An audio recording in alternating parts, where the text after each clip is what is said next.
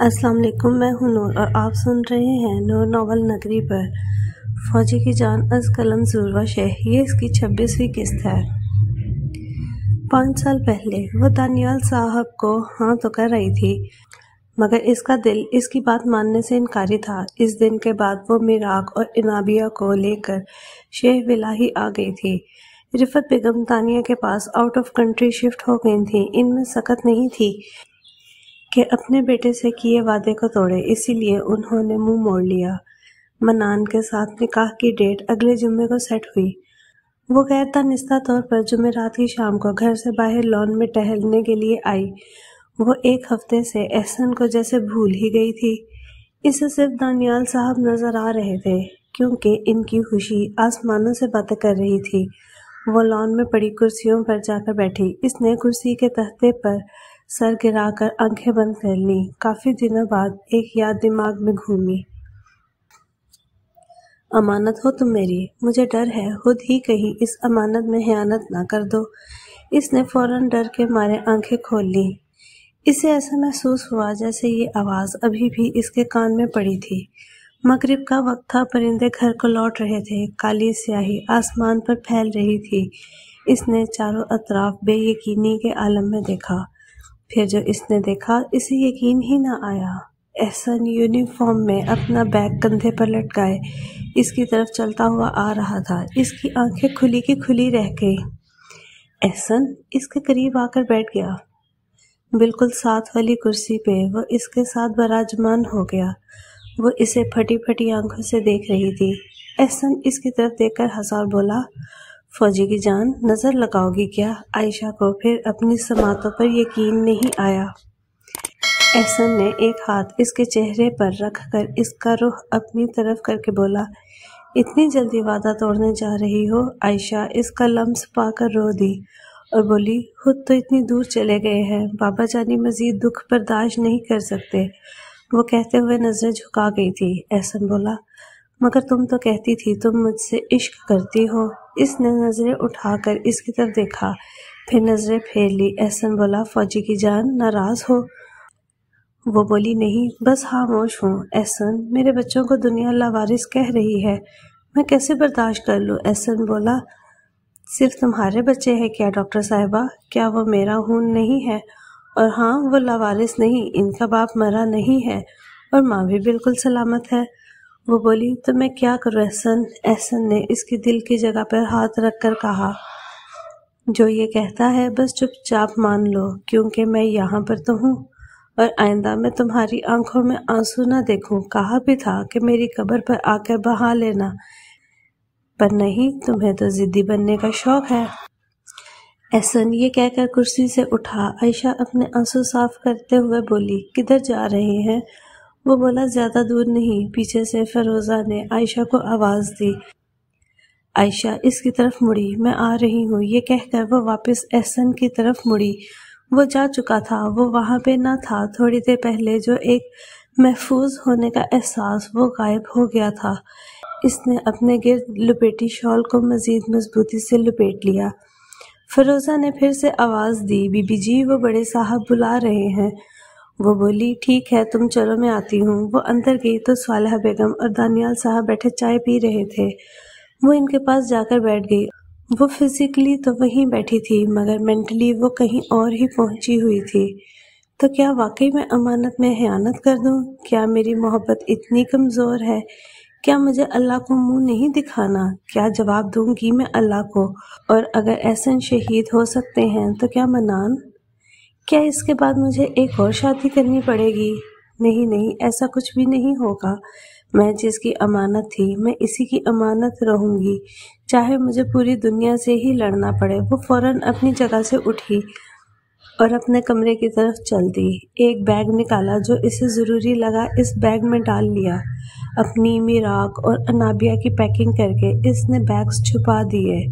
اب اسے پلاننگ کرنی تھی اس سب کے لیے جو وہ کرنے والی تھی۔ اگلی صبح کا سورج طلوع ہوا۔ وہ نماز پڑھنے کی غرض سے پہلے ہی جاگ رہی تھی۔ یا اللہ، اگر تو نے یہ خیال میرے دل میں ڈالا ہے تو اس کی تکمیل کے لیے مجھے ہمت بھی دے۔ میں بہت کمزور ہوں۔ دعا مانگ کر وہ اٹھی اور میراق اور انابیہ کی طرف چل دی۔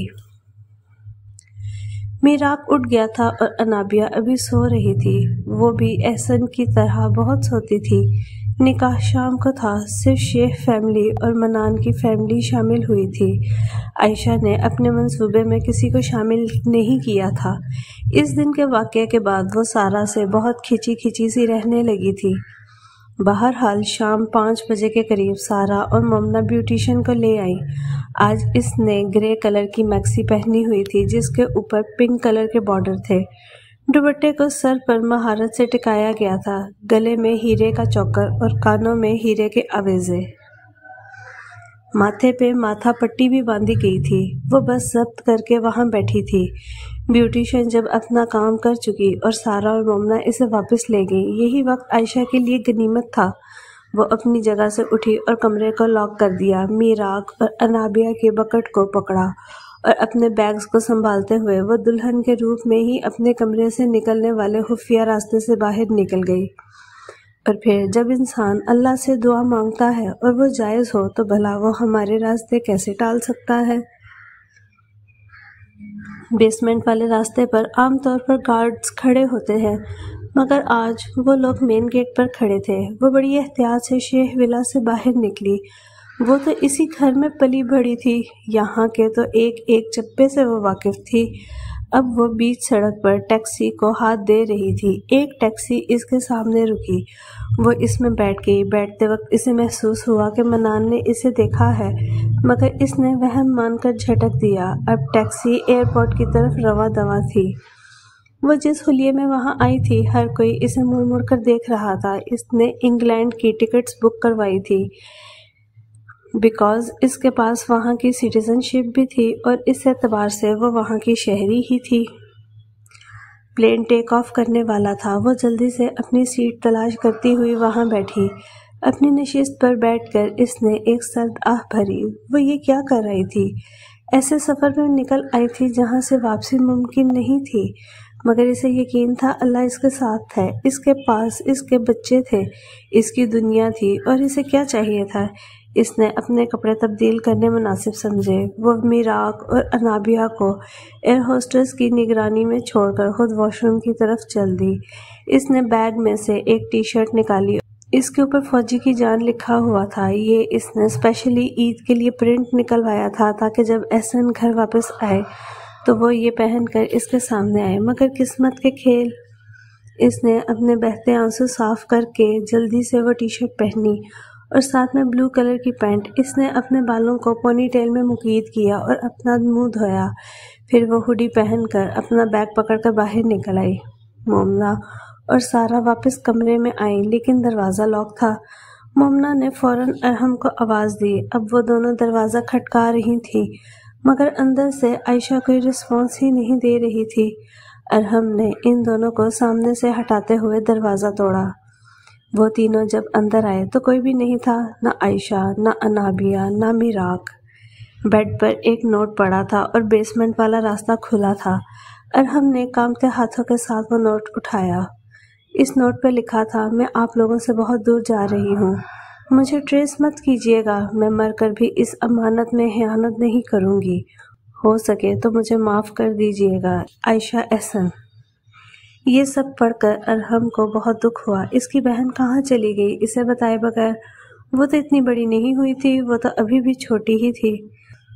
مگر وقت ہر غم کی دعا اور ہر سوال کا جواب ہوتا ہے۔ ارحم نے علیحدہ سے جا کر منان کی فیملی سے ایکسکیوز کر لیا اور وہ لوگ چپ چاپ ہی چلے گئے۔ منان نے واقعی عائشہ کو جاتے دیکھا تھا، مگر وہ کسی سے بولا نہیں۔ اس نے دل میں بھی عائشہ کی کہی ہوئی بات تیر کی طرح لگی تھی۔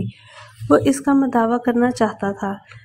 جب پورے گھر میں یہ نیوز بریک ہوئی کہ عائشہ بھاگ گئی ہے تو ایک غم کی لہر نے شیخ ولا کو آن لپیٹا۔ بشر کی ضد نے کیا سے کیا کر دیا تھا۔ اب ان کی بہن دوبارہ زندگی میں انہیں ملے گی بھی یا نہیں، اس کا جواب کسی کے پاس نہیں تھا۔ دانیال صاحب اور صالحہ بیگم کو الگ چپ لگ گئی تھی۔ کوئی کسی کو قصوروار نہیں ٹھہرا رہا تھا کیونکہ سب اس جرم میں برابر کے شریک تھے۔ مگر زندگی رکتی نہیں ہے کسی کے لیے، یہ تو چلتی رہتی ہے۔ شیخ فیملی کی زندگی بھی اب چل رہی تھی۔ بشر نے عائشہ کو ٹریس کرنا چاہا مگر دانیال صاحب نے اسے روک دیا۔ وہ پہلے ہی بہت دکھی ہے، جب اس کی اس حرکت کا اسے پتہ چلے گا تو وہ کہیں کچھ غلط نہ کر بیٹھے۔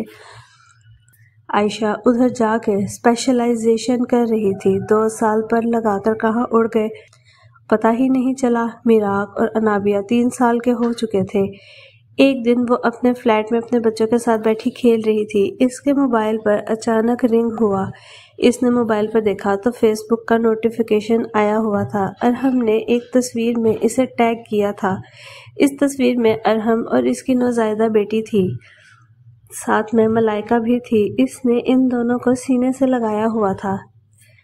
کیپشن میں اس نے لکھا تھا "Got a new doll and had a doll but still missing my real doll"۔ یہ پڑھ کر اس کی آنکھوں میں آنسو تیر گئے۔ اس کے بھائی کے ہاں بیٹی ہوئی تھی اور وہ اپنے بھائی کو مبارکباد بھی نہیں دے سکتی تھی۔ اس نے اپنی FB ID سے لاگ آؤٹ کر لیا۔ اپنی ساری سوشل لائف سے اس نے بائیک آؤٹ کر دیا، صرف اس کے لیے جس نے اس سے بلکہ اس دنیا سے ہی بائیک آؤٹ کر دیا تھا۔ میراق اور انابیہ اب بڑے ہو رہے تھے۔ عائشہ کو ان کی تربیت کے لیے بہت خطرہ محسوس ہو رہا تھا۔ اسے ڈر تھا کہیں وہ دونوں اس مغربی تہذیب میں نہ رنگے جائیں۔ لہٰذا اس نے پورے 4 سال بعد وطن واپس آنے کا ارادہ کیا۔ بہت کٹھن ارادہ تھا، مگر وہ جب ایک دفعہ ٹھان لیتی تھی تو وہ کر کے ہی گزرتی تھی۔ میراق اور انابیہ 5 سال کے ہو چکے تھے۔ اس نے پہلے اسلام آباد کی بجائے لاہور آنے کا سوچا، مگر اس کا خود دل مچل رہا تھا اپنا شہر دیکھنے کو۔ 4 سال بعد وہ کیسا بن گیا تھا، لوگ کیسے تھے۔ ایک ڈر سا دل میں تھا کہ اگر دوبارہ کبھی ان سے سامنا ہو گیا تو وہ انہیں کس منہ سے ملے گی۔ وہ جو 4 سال پہلے ان کی عزت مٹی میں روند کر گئی تھی، وہ کیسے سب کا سامنا کرے گی۔ یہ تھا ماضی، اور اب چلتے ہیں واپس حال میں۔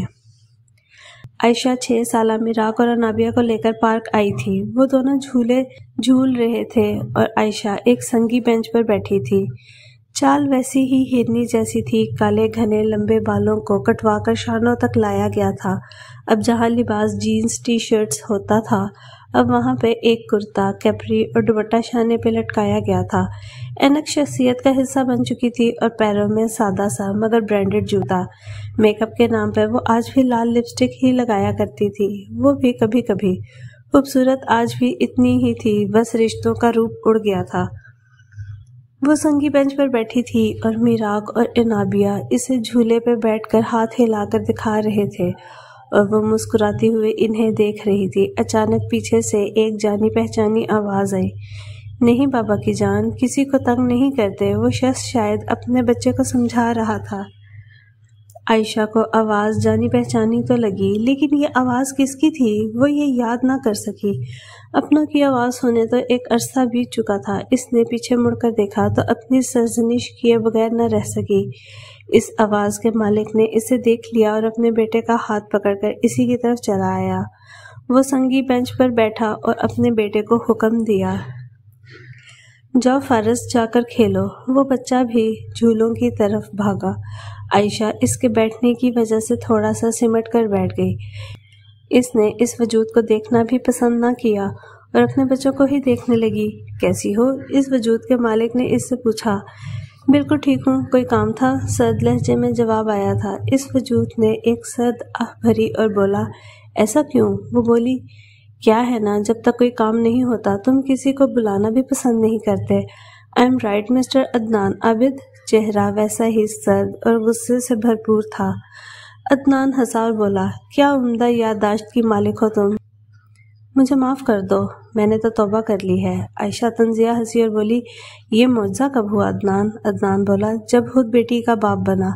سدھر میں تب ہی گیا تھا، مگر توبہ اپنی بیٹی کی آمد پر کی"۔ اور بولی، "مبارک ہو"۔ اب کی دفعہ لہجے میں نرمی تھی۔ وہ بولا، "خیر مبارک، مگر مجھے احسن کی نیوز سن کر بہت افسوس ہوا"۔ وہ ذرا سی دکھی ہوئی اور بولی، "جانے والوں کو روکا تھوڑی جا سکتا ہے۔ اور سناؤ، وہ تمہارا بیٹا ہے؟" عدنان بولا، "ہاں"۔ وہ بولی، "تو تمہارے ساتھ شادی کا شرف کس کو حاصل ہوا ہے؟" اب کی دفعہ لہجہ دوستانہ تھا۔ عدنان ہنسا اور بولا، "ہے میری طرح کی ایک ریم"۔ "ریم؟" عائشہ نے سوالیہ نظروں سے اسے دیکھا۔ "ہاں، وہ بھی آ رہی ہے، یہی شاپ تک گئی ہے، تم سے ملواتا ہوں"۔ وہ بولی تو کبھی تمہاری ملاقات بابا سے ہوئی؟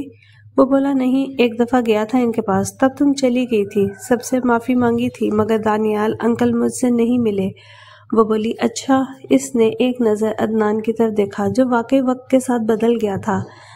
عدنان پھر بولا میں نے ایک بہت بڑی غلطی کر دی تھی ماضی میں، بشر کے اس تھپڑ نے بہت کچھ باور کروا دیا تھا۔ میں نے اس تھپڑ کے بہکاوے میں آ کر ایک اور بہت بڑی غلطی کر دی، اگر تم مجھے اس کے لیے بھی معاف کر دو تو تمہاری بہت مہربانی ہوگی۔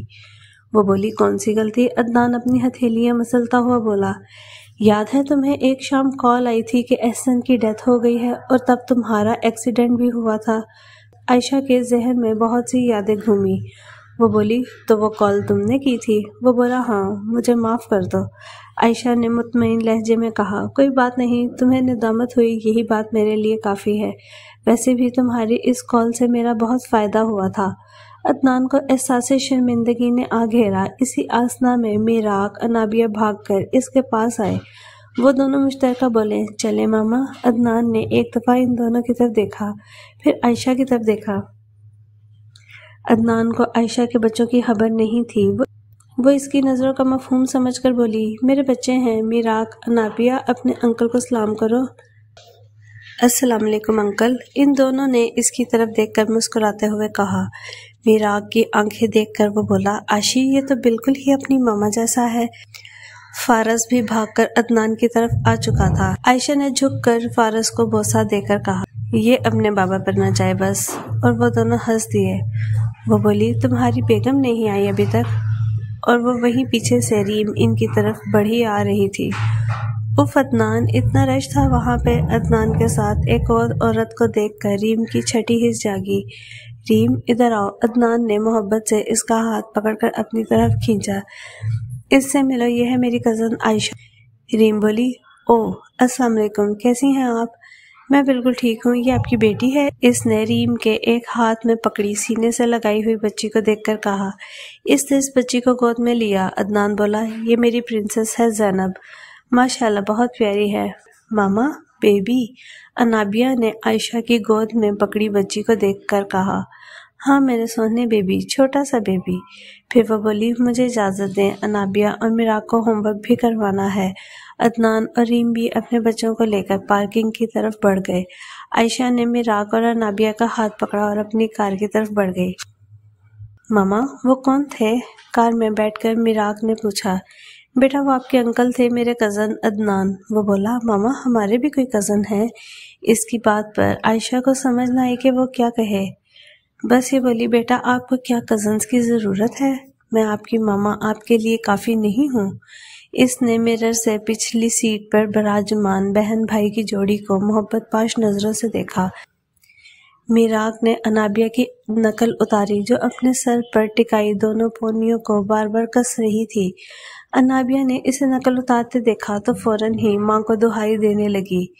ماما دیکھیں میراق میری نقل اتار رہا ہے۔ میراق جھٹ سے بولا ماما اینی بالکل لیزرڈ کی طرح ہے چپکو۔ انابیہ نے اپنے نرم نرم ہاتھوں سے اسے ذرا سا دھکیلا۔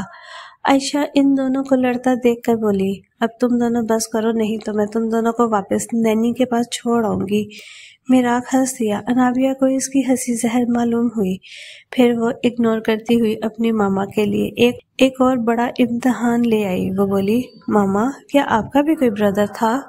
اس کی بات پہ عائشہ کی آنکھوں میں نمی اتر آئی۔ وہ کچھ نہیں بولی، مگر ان ننھے ذہنوں کو جب تک پتہ نہیں چلنا تھا وہ کہاں چپ رہنے والے تھے۔ ماما بتائیے نا۔ میراق بھی اب کی دفعہ تقاضا کرنے لگا۔ عائشہ نے انہیں جھڑکا نہیں، بس یہ بولی میرے دونوں چیمپئنز بڑے ہو جائے تو پھر میں انہیں سب بتاؤں گی۔ اب چلو چل کر ہوم ورک بھی کرنا ہے۔ اس نے اپنے گھر کے گیراج میں گاڑی پارک کرتے ہوئے ان دونوں سے کہا۔ وہ ایک 5 اسٹار ہاؤسنگ اسکیم میں رہ رہی تھی۔ گھر زیادہ بڑا نہیں تھا، ڈبل سٹوری گھر تھا، مگر تھا بہت عالی شان۔ وہ دونوں بچوں کو ہوم ورک کروا کر انہیں کھانا دے کر صلح آئی تھی۔ ملازمہ والا چکر ہی کوئی نہیں تھا، وہ سب کام خود ہی کرتی تھی، اپنے بھی اور اپنے بچوں کے بھی۔ وہ صرف 8 گھنٹے کی شفٹ پر جاتی تھی۔ صبح ان دونوں بچوں کو اسکول چھوڑ دیتی، پھر شام کو چھٹی کے وقت ان کے ساتھ گھر آ جاتی۔ پھر وہ، اس کا کچن اور اس کے بچے۔ وہ آج 5 منٹ پہلے ہی انابیہ اور میراق کو لینے اسکول جا چکی تھی۔ وہ سنگی بینچ پر بیٹھی تھی، ہر چیز کا بغور مشاہدہ کرتے ہوئے۔ اس نے غور کیا کہ ایک بچہ مسلسل اسے گھور رہا تھا۔ یہ اس بچے کا آج کا کام نہیں تھا، بلکہ وہ تو ہر روز بس بینچ پر بیٹھی عائشہ کو گھورتا رہتا تھا۔ وہ نہ اس کے پاس آتا تھا، نہ اس سے بات کرتا تھا، بس دور کھڑے ہو کے اسے آبزرو کرتا رہتا تھا۔ آج عائشہ بھی دانستہ طور پر اس بچے کو دیکھ رہی تھی۔ وہ بچہ 9-10 سال کا تھا۔ اس نے اس بچے کی آنکھیں دیکھی تو چھوٹی چھوٹی نیلی آنکھیں، بالکل ارحم بشر اور دانیال صاحب جیسی۔ اس نے ان آنکھوں پر غور نہیں کیا کیونکہ اس کا پورا یقین بلکہ ایمان تھا کہ اس کے دونوں بھائی کبھی بھی اپنے بچوں کو اس اسکول میں داخل نہ کروائیں گے۔ سٹینڈرڈ وغیرہ کی بات نہیں تھی، بات ان تلخ یادوں کی تھی جو اس اسکول سے جڑی تھی۔ وہ یادیں جب ارحم اور بشر اس اسکول کے ایک سینئر ٹیچر سے غلط فہمی کی بنا پر بہت پٹے تھے۔ اس دن سے ہی ان دونوں کا اسکول سے اللہ واسطے کا بیر تھا۔ عائشہ نے اسے دیکھا تو اس نے صرف ایک بات سوچی، میرا آلیان بھی تو اتنا بڑا ہو گیا ہوگا۔ پھر اس کے دماغ میں بشر کے ولیمے کی رات یاد آئی۔ پھپھو کی جان اب تو نہیں روئے گی نا؟ اس کی آنکھوں کے سامنے چند ماہ کا آلیان آیا جو اس کی ناک کھینچ رہا تھا۔ وہ اپنے خیالات کے تسلسل سے تب نکلی جب انابیہ اور میراق نے اسے ہلایا۔ اس نے جب نظر اس بچے کو دیکھا جو اب وہاں سے جا چکا تھا، پھر اپنے گالوں پر ہلکی سی نمی محسوس کی تو جلدی سے صاف کر کے انابیہ اور میراق کا ہاتھ پکڑ کر اسکول سے نکل آئی تھی۔ بابا آئی سویئر میں نے انہیں دیکھا تھا، وہ جب مجھے دیکھتی ہیں تو رونے لگتی ہیں۔ ددو اب بتائیے نا بابا کو، میں جھوٹ نہیں بول رہا، وہ آنٹی مجھے کچھ مشکوک لگ رہی ہیں، کیا پتا کوئی ٹیررسٹ ہو۔ ایک 9 سالہ بچہ مسلسل اپنے پورے گھر کے سامنے تماشا لگا کر کھڑا تھا۔ اس کے باپ نے یہ کہہ کر اسے چپ کروایا کہ وہ کل اس کے ساتھ چلے گا اور اس ٹیررسٹ آنٹی کو دیکھے گا۔ بچہ اب چپ چاپ بیٹھ کر آئس کریم پر ہاتھ صاف کرنے لگا تھا۔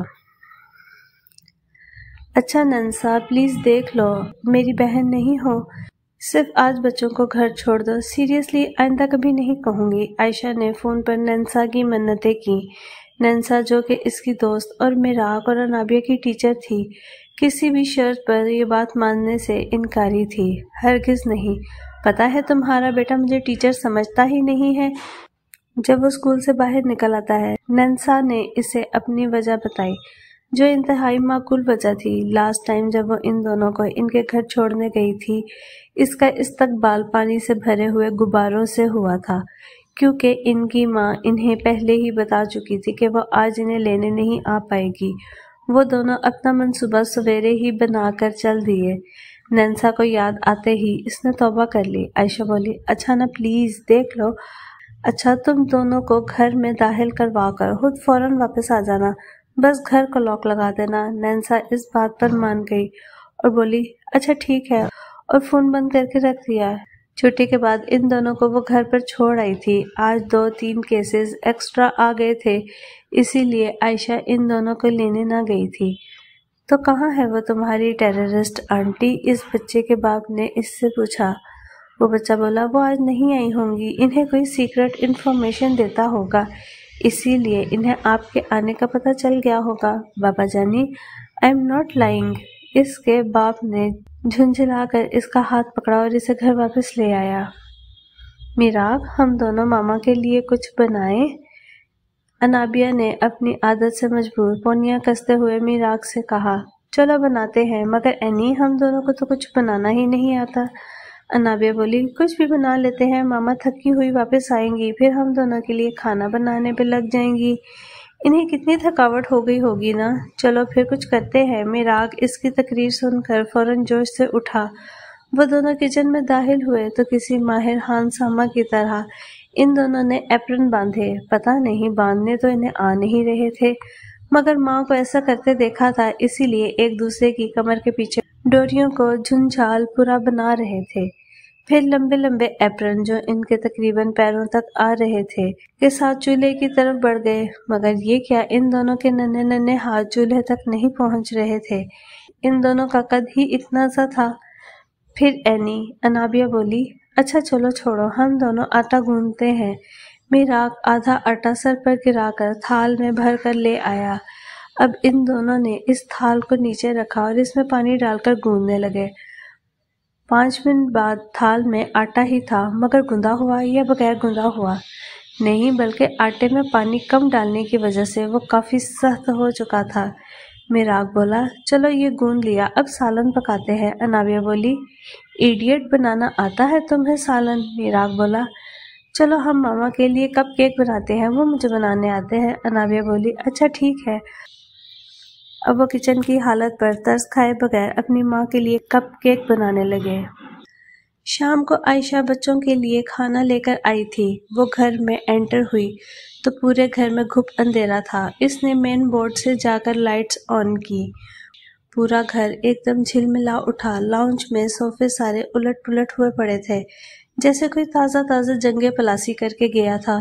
میراق اور انابیہ کے اسکول بیگز بھی وہیں پر پڑے تھے۔ عائشہ نے اپنے گھر کی یہ حالت دیکھی تو وہ فوراً بچوں کو آوازیں دینے لگی، میراق، اینی، بیٹا کہاں ہو تم دونوں؟ وہ کچن کے پاس آئی تو وہاں سے جلنے کی اسمیل آ رہی تھی۔ اس کا دل مزید دہل گیا۔ وہ بھاگتی ہوئی کچن کی طرف بڑھی تو فوراً چلا اٹھی، یہ میرے کچن کی حالت کس نے کی ہے؟ اچانک سلیب کے پیچھے سے 2 ننھے نفوس میدے میں نہائے ہوئے باہر نکلے۔ عائشہ نے اپنے بچوں کو دیکھا تو دل کو سکون ملا اور بھاگ کر انہیں گلے سے لگا لیا۔ وہ ان دونوں کے لیے بہت زیادہ پوزیسو تھی۔ پھر جب ممتا کو سکون ملا تو پیچھے ہٹ کر ان دونوں کے کان پکڑ لیے، یہ کیا کر رہے ہو تم دونوں؟ ماما، چھوڑیے تو صحیح۔ دونوں کی مشترکہ چیخیں بلند ہوئیں۔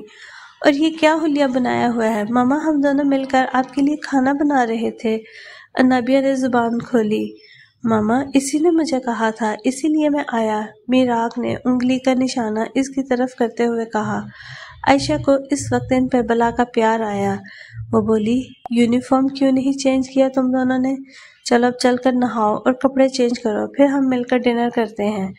وہ دونوں پھر بولے، اوکے ماما، ہم بس ابھی آئے۔ ان کے جانے کے بعد عائشہ نے پورے کچن کا تفتیشی جائزہ لیا۔ کچن کی یہ حالت اس کی برداشت سے باہر تھی۔ اچانک اوون سے دھواں نکلنا شروع ہو گیا۔ اس نے اوون کھولا تو اس میں سے 2 کالے سیاہ رنگ کے کپ کیکس، جو کہ غالباً مکمل طور پر جل چکے تھے، برآمد ہوئے۔ اوفو، یہ دونوں کس پر چلے گئے ہیں؟ کچن کی اتنی بری حالت میں نے تو کبھی نہیں کی تھی، وہ ہم کلامی کے انداز میں بولی تھی۔ پھر وہ کچن صاف کرنے لگی۔ تقریباً 15 منٹ بعد دونوں بچے اپنے کمروں سے نکل کر نہا دھو کر آ چکے تھے۔ وہ انہیں کھانا ڈائننگ ٹیبل پر ڈال کر واپس کچن میں آ گئی۔ آنکھوں کی پٹی کے سامنے ایک نہایت ہی خوبصورت یاد چلی۔ 7 سال کی عائشہ شیخ ولا کے کچن میں گھسی ہوئی تھی۔ صالحہ بیگم اس کے ساتھ کھڑی اسے ریسیپی بتا رہی تھی۔ اچانک 10 سالہ بشر بھاگا آیا اور غلطی سے میدے کے ڈبے کو اپنے اوپر پلٹ دیا۔ اس کے کپڑے اور بال دونوں سفید ہو چکے تھے۔ عائشہ اس کی طرف دیکھ کر ہنس رہی تھی اور چند لمحوں بعد عائشہ کی بنائی ہوئی کیک کی ڈو زمین بوس ہو چکی تھی۔ اب وہ بیلنا پکڑ کر پورے گھر میں اس کے پیچھے بھاگ رہی تھی۔ بہتی آنکھوں کے ساتھ وہ کام کرتے ہوئے اس یاد کو اپنی نظروں کے سامنے سے گزار رہی تھی۔ وہ سب کچھ سمیٹ کر واپس ان دونوں بچوں کی طرف چل دی۔ میراق، اینی، آئندہ کبھی بھی آپ نے میرے کچن کی یہ حالت نہیں کرنی، ٹھیک ہے؟ اس نے سربراہی کرسی پر بیٹھتے ہوئے کہا۔ اوکے ماما، اور وہ تینوں کھانے میں مشغول ہو گئے۔ کبھی کبھی زندگی میں خوبصورت یادیں بھی تلخ حقیقتوں کے باعث خوبصورت نہیں لگتی۔ اس بات کا اندازہ اس زندہ دل لڑکی کے تڑپتے دل سے ہی لگایا جا سکتا تھا، جو شاید اب مزید زندہ نہیں رہا تھا۔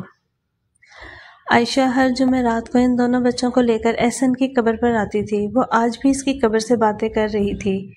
نہ جانے عجیب قسم کی جھلی تھی ان سب واقعات میں۔ جب وہ اپنی ہمت مکمل طور پر ہار چکی ہوتی تو صرف ایک بات ذہن میں آتی، قربانیوں کی ابتدا اور صبر کا عروج ہے عشق۔ اس کی اپنی دادی کی بات اس کے ذہن میں گھوم جاتی تھی۔ پھر بس وہ صبر کے علاوہ اور کر بھی کیا سکتی تھی؟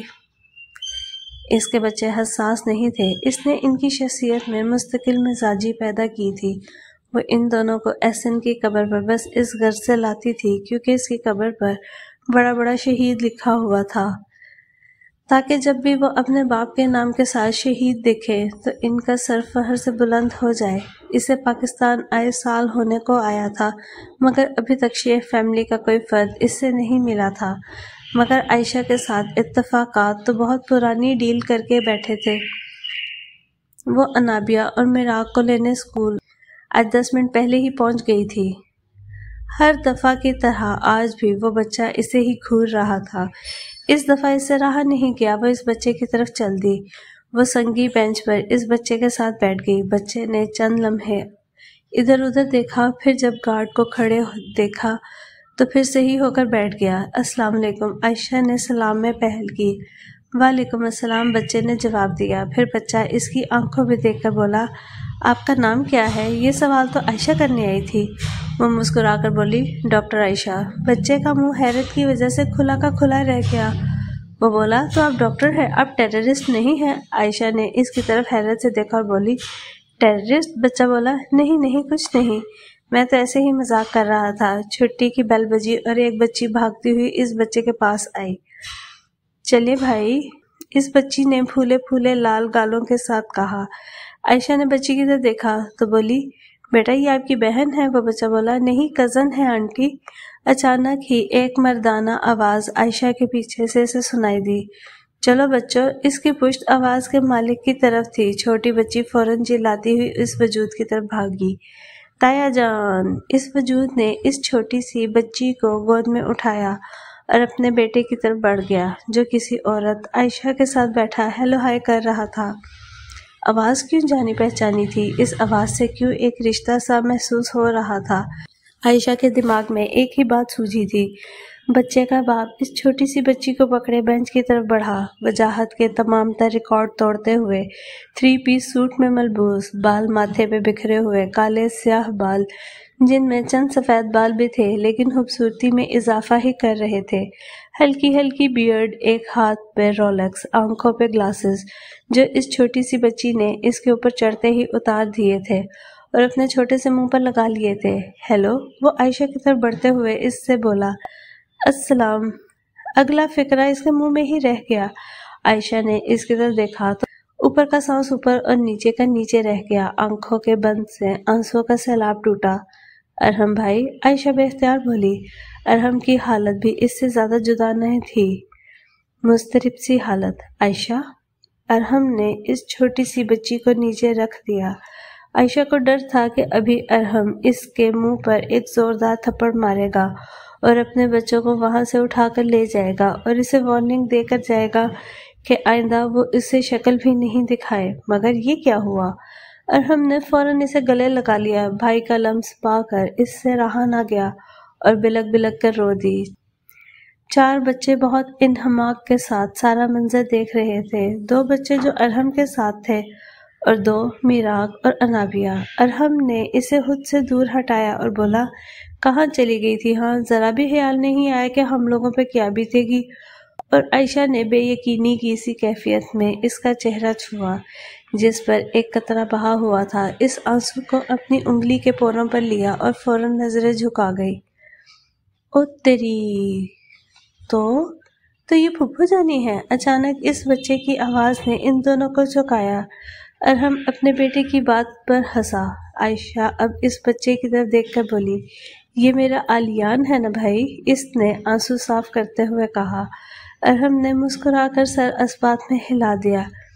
عائشہ نے فوراً جھک کر آلیان کے ماتھے پر بوسہ دیا۔ وہ چھوٹی سی بچی ارحم کی پینٹ کو زور زور سے جھنجھوڑ کر بولی، تایا جان یہ کون ہے؟ اس نے عائشہ کی طرف انگلی کرتے ہوئے کہا۔ عائشہ اب اس بچی کی طرف بڑی اور بولی، بھائی یہ ملائکہ ہے۔ ملائکہ ارحم کے پیچھے ہو گئی۔ ارحم بولا، ملائکہ بچے پھپھو ہے آپ کی؟ اچانک انابیہ بولی، میراق چلو، ماما کو تو ہم یاد بھی نہیں ہیں۔ ارحم نے ایک نظر اپنے پیچھے کھڑے 2 بچوں کو دیکھا۔ وہ مسکرائے بغیر نہ رہ سکا۔ میراق جو کہ سیم ٹو سیم اپنی نانی کی آنکھیں لے کر بستہ پیچھے لٹکائے ایک ہاتھ میں انابیہ کا ہاتھ پکڑ کر کھڑا ارحم کو پہچاننے کی کوشش کر رہا تھا اور دوسری طرف انابیہ اپنے باپ کی گرے آنکھیں لیے ناک اور گال پھلا کر کھڑی تھی۔ ارحم کو ننھی سی عائشہ اس میں نظر آئی۔ ارحم نے واپس ملائکہ کو اپنی گود میں اٹھایا اور بولا، چلو عائشہ بہت چوہے بلی کا کھیل کھیل لیا، اب چلو۔ عائشہ نے نظریں جھکا لی اور بولی، کس منہ سے بھائی؟ کس منہ سے سامنا کروں گی میں؟ ارحم بولا، اسی منہ سے جس منہ سے چاکلیٹس مانگتی تھی۔ ارحم کے لہجے میں بلا کی شرارت تھی۔ اس نے جلدی سے میراق کا ہاتھ پکڑا اور علیان کو بولا، علیان اپنی پھپھو کو لے کر آؤ۔ شرافت سے آ جائے تو ٹھیک ہے، نہیں تو جس طرح آپ کو اسکول چھوڑ کر گئی تھی اسی طرح سے لے کر آنا۔ عائشہ نے ایک نظر اپنے بھائی کو دیکھا، چند لمحے پہلے کتنا سلجھا ہوا اور میچور لگ رہا تھا، 5 منٹ پہلے وہ کسی بھی اینگل سے اسے اپنا بھائی نہیں لگا تھا، مگر اب اس کے لہجے سے پتہ چل گیا تھا، ہاں ابھی بھی وہ اسی کا بھائی ہے۔ اس نے نم آنکھوں کے ساتھ فوراً اس کے ساتھ جانے کا فیصلہ کر لیا۔ انابیہ کا ہاتھ پکڑا اور ایک ہاتھ علیان کا اور چل دی وہ بھی۔ انابیہ چلتی ہوئی بولی، ماما یہ انکل کون ہے؟ عائشہ مسکراتی ہوئی بولی، بتاتی ہوں میری جان، صبر کرو۔ وہ سب ارحم کی رینج کور میں بیٹھے اور شیخ ولا کی طرف بڑھ گئے۔ تقریباً 15 منٹ بعد وہ شیخ ولا کے سامنے گاڑی میں بیٹھی تھی۔ دروازہ کھولتے ہوئے اس کے ہاتھ تھر تھر کانپ رہے تھے۔ کپ کپاتی ٹانگوں کے ساتھ وہ اندر کی جانب بڑھی۔ ولا کے لان سے گزرتی ہوئی بہت سی پرانی آوازیں ذہن کے گوشوں میں گونجتی ہوئی سنائی دی۔ ارحم بچوں کی پلٹن کے ساتھ آگے آگے قدم بڑھا رہا تھا اور وہ بوجھل قدموں کے ساتھ دھیرے دھیرے چلتی ہوئی جا رہی تھی۔ وہ ابھی لان سے گزرنے والی راہداری کے مڈ میں ہی تھی کہ مومنا کی رس گھولتی آواز اس کے کانوں میں پڑی، ارے آ گئے آپ؟ ارحم چوکھٹ سے اندر گزر چکا تھا اور مومنا دروازے کی دوسری طرف تھی، اسی لیے شاید عائشہ کو نہ دیکھ سکی۔ اس کی آواز سنتے ہی آنسوؤں میں روانی آ گئی تھی۔ ارحم کے ساتھ 2 اجنبی بچوں کو دیکھ کر وہ بولی، یہ کون ہے ارحم؟ ارحم بولا، دی لاسٹ ہسٹری۔ مومنا بولی، مطلب؟ پھر جب عائشہ اندر داخل ہوئی تو مومنا کو سب سمجھ آ گئی۔ بے اختیار مومنا کے منہ سے چیخ نکلی، عائشہ! اور وہ دونوں روتی ہوئی کسی بچھڑی ہوئی بہنوں کی طرح ایک دوسرے سے لپٹ گئی۔ کیا میں نے بھی عائشہ سنا؟ صالحہ بیگم کی آواز عائشہ کے کانوں میں پڑی۔ ماما! وہ بھاگتی ہوئی عائشہ کی طرف آئی، عائشہ میری بچی! ان کی چیخ پورے شیخ ولا میں گونجی تھی۔ انابیہ اور میراق بڑے انہماک سے پورا منظر نوٹ کر رہے تھے۔ ماما! عائشہ دوڑتی ہوئی ان سے لپٹ گئی، میری بچی کہاں چلی گئی تھی تم؟ دانیال دیکھیے عائشہ واپس آ گئی ہے۔ دانیال! اور دانیال صاحب بے یقینی کی سی حالت میں اپنی اسٹڈی روم سے نکلتے ہوئے ان سب کی طرف آئے تھے۔ عائشہ بھاگتی ہوئی ان سے لپٹ گئی، بابا جانی! آنسو تو پانی کی طرح بہہ رہے تھے۔ کافی دیر تک ایک دوسرے کو حیران نظروں سے دیکھتے رہے اور یقین کرنے کی کوشش، آپ واقعی میرے سامنے ہو یا یہ کوئی خواب ہے؟ دانیال صاحب نے اس کے چہرے کو اپنے ہاتھوں میں لیتے ہوئے کہا۔ اس نے دانیال صاحب کے دونوں ہاتھوں کو پکڑ کر چوما، بابا جانی مجھے معاف کر دیجئے۔ نہیں بیٹا، معاف تو تم مجھے کر دو، میں نے اپنی ضد میں آ کر اپنی بیٹی کو اپنے سے دور کر لیا، مجھے معاف کر دو، انہوں نے روتے ہوئے عائشہ سے کہا۔ وہ بولی، بابا آپ کیسی باتیں کر رہے ہیں؟ میں تو یہاں پہ گناہ کا ارتکاب کر کے گئی تھی اور مجھے اندازہ بھی نہیں ہوا کہ میری وجہ سے سب کتنی تکلیف میں ہوں گے۔ اپنوں کو پا کر وہ بہت سکھی ہو گئی تھی۔ کافی دیر گلے شکوے چلتے رہے مگر سب نے معافی تلافی کر کے سب پہ مٹی ڈال دی۔ دانیال صاحب اور صالحہ بیگم اپنی بچی اور نواسی نواسے کو دوبارہ پا کر سکون میں آ گئی تھیں۔ شیخ ولا کی آبادی میں 3 افراد کا اضافہ ہوا تھا۔ سارا اور بشر کے ہاں جڑواں بیٹوں کی پیدائش ہوئی تھی۔ دونوں کی آنکھیں بھی صالحہ بیگم جیسی تھی۔ ایک کا نام فواد اور دوسرے کا نام حماد رکھا گیا تھا۔ ارحم اور مومنا کی بھی ایک بیٹی تھی جس کا نام انہوں نے فرشتے رکھا تھا۔ شام کے وقت سارا اور بشر اکٹھے گھر پہنچے۔ انہیں ابھی عائشہ کی آمد کی کوئی خبر نہیں تھی۔ سارا بھاگتی ہوئی لاؤنج میں داخل ہوئی، ماما مجھے عائشہ کا ایڈریس مل گیا ہے، وہ پاکستان میں ہی ہے، انفیکٹ وہ اسلام آباد میں ہی ہے۔ سارا اتنی جوش میں تھی کہ اس نے لاؤنج میں کافی پی تھی، عائشہ کو دیکھا ہی نہیں۔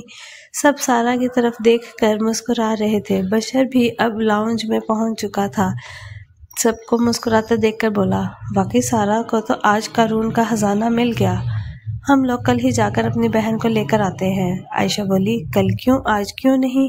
بشر جو کہ اپنے ماتھے کو 2 انگلیوں سے مسل رہا تھا، اس کی آواز پر اچانک اس کی انگلیوں کو سٹاپ لگا۔ سارا کی بھی چلتی زبان کو بریک لگی۔ عائشہ دونوں بیک وقت چیخے تھے۔ عائشہ آگے بڑھی اور بشر کے گلے لگ گئی۔ بشر بھائی اس سے زیادہ اس کی زبان سے کچھ نہ نکل سکا تھا۔ بشر بولا، بھائی کی جان، بھائی کو معاف کر دو۔ سب کی آنکھیں ایک دفعہ پھر سے اشکبار ہو چکی تھی۔ پھر وہ سارا کے گلے لگ گئی۔ کتنی ہی شکایتیں آج دور ہو گئی تھی، کتنے ہی رنج اور گلے اپنے اختتام کو پہنچے۔ بس اپنوں کا ایک خوبصورت احساس ہر درد کی دوا ہوتی ہے۔ ایک چوٹی تو اس نے سر کر لی تھی۔ ان سب کے علاوہ ایک اور ہستی بھی تھی جو اسے بہت یاد آتی تھی، جس کے خیال کا وعدہ اس نے احسن سے کیا تھا۔ وہ اس دکھی ماں کو کیسے بھول گئی تھی؟ آج وہ بے دھیانی میں اپنی کار رانا مینشن کے سامنے لے آئی تھی۔ وہاں جا کر اس نے ارد گرد دیکھا، وہ یہاں کیا کرنے آئی تھی، مگر کوئی جواب اسے نہیں ملا۔ وہ ہمت کر کے گاڑی سے اتری اور رانا مینشن کے باہر جا کر کھڑی ہو گئی۔ گارڈ نے عائشہ کو پہچان لیا۔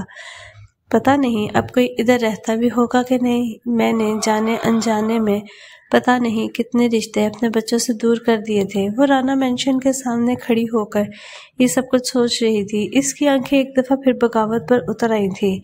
اچانک رانا مینشن کا بڑا سا مین گیٹ کھلا اور اس میں رفعت بیگم مسکراتی ہوئی باہر نکلی۔ اپنی بہو کو وہ اپنے کمرے کی کھڑکی سے ہی دیکھ آئی تھی، مگر یہ کیا، وہ رو کیوں رہی تھی؟ وہ اس کی طرف بڑھ گئی۔ عائشہ ابھی بھی خواب کی سی کیفیت میں راہداری کو گھور رہی تھی۔ اسے پتہ نہیں چلا کہ کب رفعت بیگم اس کے گلے سے آ کر لگ گئی۔ جب کافی دیر تک وہ دونوں رو دی تو رفعت بیگم اس کے کندھے سے تھامتی ہوئی گھر کے اندر لے آئی۔ گھر بالکل ویسا ہی تھا جیسا وہ چھوڑ کر گئی تھی، بس رنگ و روغن میں تبدیلی آئی تھی۔ رفعت بیگم نے اپنے آنسو صاف کیے اور مسکراتی ہوئی بولی، تو ڈاکٹر عائشہ شیخ کی ڈکشنری میں رونا ورڈ کب سے آیا؟ رفعت بیگم کا شیخ ولا سے کوئی رابطہ نہ ہی تھا۔ وہ چند ماہ پہلے ہی تانیہ کے ہاں سے واپس آئی تھی۔ تانیہ بھی ان کے ساتھ ہی آ گئی تھی۔ انہیں بس اتنا معلوم تھا کہ عائشہ کا نکاح ہونا طے پایا تھا، آگے کی کہانی تو انہیں نہیں پتا تھی، اسی لیے ایک ایک لفظ تول تول کر بول رہی تھیں۔ انہیں لگا کہ عائشہ کی شادی منان سے ہو گئی تھی، اسی لیے انہوں نے اس کا پرانا سرنیم استعمال کیا۔ عائشہ بھی اپنے آنسو صاف کر کے بولی، جب سے ڈاکٹر عائشہ احسن کی ساس نے اپنی بیٹی کی جگہ بہو سمجھنا شروع کر دیا۔ رفعت بیگم نے ایک سوالیہ نگاہ اس پر ڈالی اور وہ ان کی بات کا مفہوم جان چکی تھی۔ اس نے ایک سرد آہ بھری اور بولی، میں مر کر بھی امانت کی حفاظت کرنا جانتی ہوں ماما۔ رفعت بیگم نے اس کا ماتھا چوما، تو میرے پوتا پوتی کہاں ہیں؟ اب کے بعد ان کے لہجے میں محبت تھی۔ گھر پر بہت تنگ کرتے ہیں، مجھے چلیے ان کے پاس۔ عائشہ بولی۔ رفعت بولی، تم دونوں کو ادھر ہی لے آؤ۔ عائشہ کچھ بولتی اس سے پہلے ہی تانیہ کی گرجتی ہوئی آواز لاؤنج میں گونجی، کوئی ضرورت نہیں ہے، اپنے بچے تم وہیں رکھو جہاں پہ وہ ہیں، کوئی ضرورت نہیں ہے، جس طرح تم منحوس تھی ویسے ہی تمہارے بچے بھی منحوس ہوں گے۔ بس تانیہ رفعت بیگم چلائی تھی۔ عائشہ تو بس حیرت کے سبب اسے کچھ کہہ ہی نہ سکی۔ اتنا زہر کہاں سے ہو گئی تھی وہ اتنی بدظن اس سے؟ نہیں ماما، مجھے بولنے دے، پتہ نہیں میرے بھائی کے بچے تھے یا نہ جانے کس کا گناہ ہم پر تھوپ دیا اس لڑکی نے۔ تانیہ پھر سے زہر اگلی تھی۔ بس تانیہ اب کی بار رفعت بیگم آگے بڑھی اور ایک زناٹے دار تھپڑ اس کے منہ کی زینت بنا دیا۔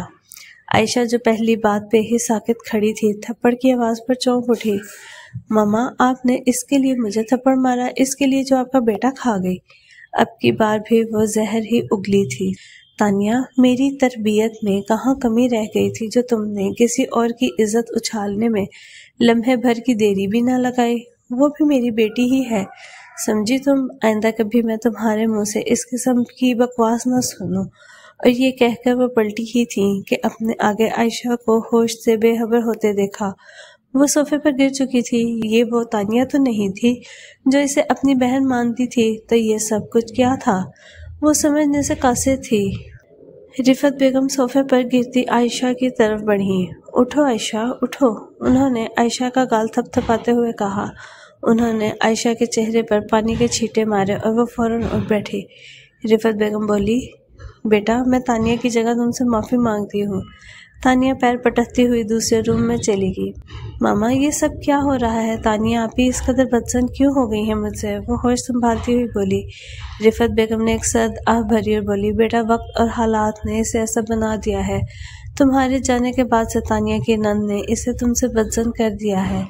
لیکن کیوں ماما؟ میں نے اس کا کیا بگاڑا ہے؟ وہ پھر سے بولی۔ کیونکہ بیٹا بقول اس کے احسن اس کا تھا اور تم نے اس پر قبضہ کیا تھا۔ وہ استہزائیہ ہنسی اور بولی، ان کے جانے کے بعد امیدوار میدان میں آ رہے ہیں؟ رفعت بیگم بولی، چھوڑو سب کچھ، میرے پوتوں کو جلدی سے لے کر آؤ، میری آنکھیں تو انتظار کر کر کے تھک چکی ہیں۔ وہ بولی، ہاں میں نے لے کر آتی ہوں۔ رفعت بیگم اسے باہر تک چھوڑنے آئی۔ اتنی دیر میں تانیہ بھی بھاری بھرکم بیگ اور 2 بچوں کو لے کر باہر نکلی۔ ایک تو صائم تھا، یہ بات تو وہ پورے یقین سے کہہ سکتی تھی، اور گود میں پکڑی 4 سال کی بچی سے اسے پتہ ہی نہیں تھا کون ہے۔ ماما اب آپ میرا جنازہ ہی دیکھیں گی، تانیہ نے اتنا کہا اور یہ جا اور وہ جا۔ اس نے تو رفعت بیگم کا موقف بھی نہیں سنا اور چلی گئی۔ رفعت بیگم تو بس اپنے آنسو سنبھالتی رہ گئی۔ عائشہ نے انہیں تھاما اور آگے تو ان دونوں کو کچھ سمجھ ہی نہ آیا۔ وہ رفعت بیگم کو اندر لے آئی اور سارا کو بچے رانا مینشن لانے کا ٹیکسٹ کر دیا۔ تھوڑی دیر بعد انابیہ اور میراق سارا کے ساتھ رانا مینشن میں ہی تھے۔ انابیہ اور میراق حیرت سے ہر چیز کو دیکھ رہے تھے۔ یہ وہ کہاں آ گئے تھے؟ وہ دونوں سارا کے ساتھ لاؤنج میں آئے تو لاؤنج میں لگی ہر تصویر میں اپنی ماما کو ہنستے ہوئے دیکھا۔ ساتھ کون تھا؟ کافی جانا پہچانا تھا، مگر تھا کون؟ یہ تو انہیں نہیں پتا۔ انابیہ، میراق، میری جان ادھر آؤ، عائشہ نے ان دونوں کو آواز دی۔ وہ دونوں چپ چاپ اس کے پاس آ گئے۔ بیٹا یہ آپ کی دادو ہے۔ انابیہ اور میراق ہر چیز سمجھنے سے قاصر تھے۔ رفعت بیگم کبھی میراق کو گلے لگاتی تو کبھی انابیہ کو بوسہ دیتی۔ اپنے بیٹے کی نشانی کو دیکھ کر وہ کافی اشکبار ہو چکی تھی۔ تانیہ کا دکھ بہت تھا، لیکن وہ میراق اور انابیہ کو اپنے میں سمونے میں مصروف تھی۔ عائشہ اپنے کمرے میں داخل ہوئی۔ کتنی یادیں تھیں، ہر چیز بالکل اس دن کی طرح صاف تھی جس طرح وہ چھوڑ کر گئی تھی۔ اس کمرے کے ساتھ تو صرف اس کی خوبصورت یادیں تھیں۔ اس نے ایک سرد آہ بھری۔ 14 سال بعد، اف ماما دیکھیں، میراق نے پھر سے میری پریزنٹیشن خراب کر دی۔ انابیہ جو کہ لاؤنج میں اپنی فائل لہرا لہرا کر دکھا رہی تھی چلائی، دادو دیکھے نا۔ جب عائشہ کے سامنے اس کی دال گلتی اسے نظر نہیں آئی تو وہ رفعت بیگم کے پاس آ کر بیٹھ گئی۔ رفعت بیگم بولی، تو محترمہ آپ بتائیے، آپ نے میراق کا کیا بگاڑا تھا؟ اب کی دفعہ عائشہ جو کافی اداس تھی بولی، اینی بیٹا نہ کیا کرو بھائی کو تنگ۔ اس نے ٹیشو سے اپنا ناک پونچھتے ہوئے کہا۔ اب میراق صاحب بھی میدان میں اتر چکے تھے۔ ماما اس ڈائن نے میری پیکنگ خراب کر دی، اور چند لمحوں کے سرکنے کے بعد میراق اور انابیہ ایک دوسرے کے بالوں میں ہاتھ ڈالے کھینچ رہے تھے۔ وہ ایک دوسرے کو خوبصورت ناموں سے پکار رہے تھے، چھپکلی، ٹڈے، گندے، کدو، ڈائن، کمینی۔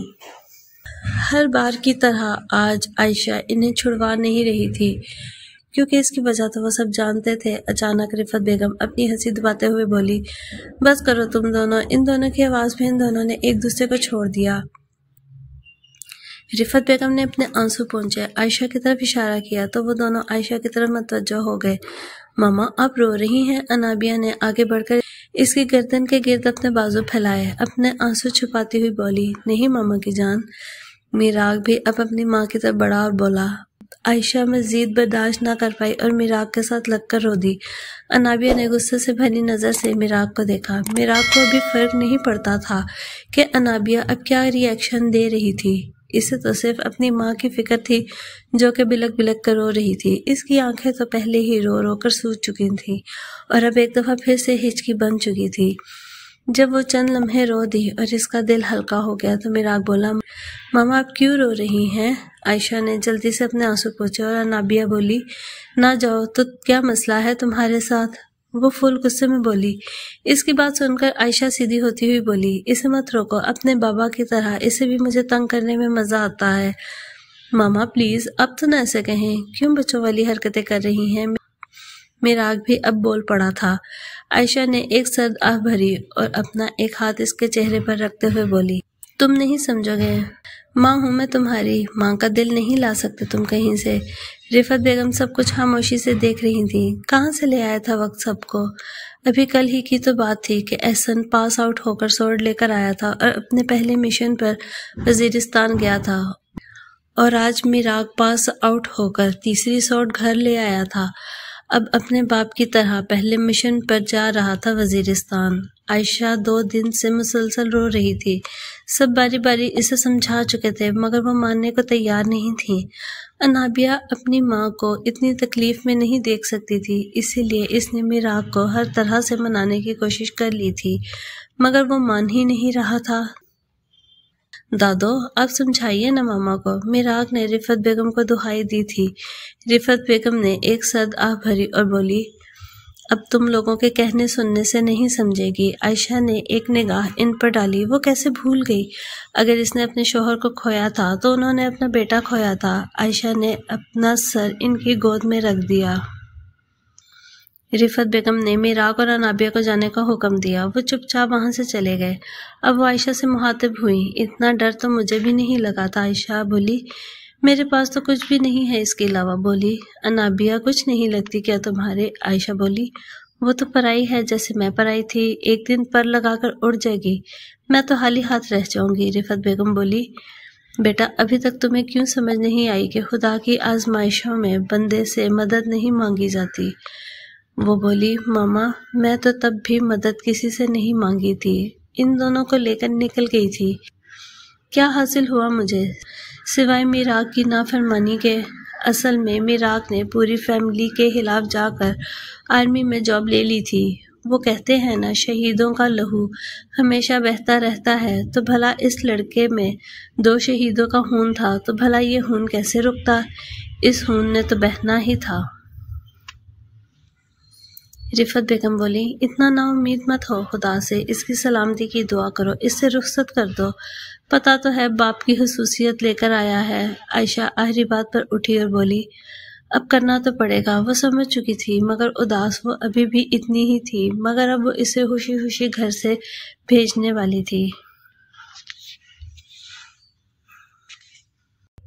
اگر آپ کو ہماری ویڈیو اچھی لگتی ہیں تو چینل کو سبسکرائب کریں، ویڈیو کو لائک کریں اور بیل آئیکن کو کلک کرنا نہ بھولیں۔ کمنٹ میں اپنی رائے کا اظہار ضرور کریں۔ سلامت رہیں، اپنوں کا خیال رکھیں۔ اللہ حافظ۔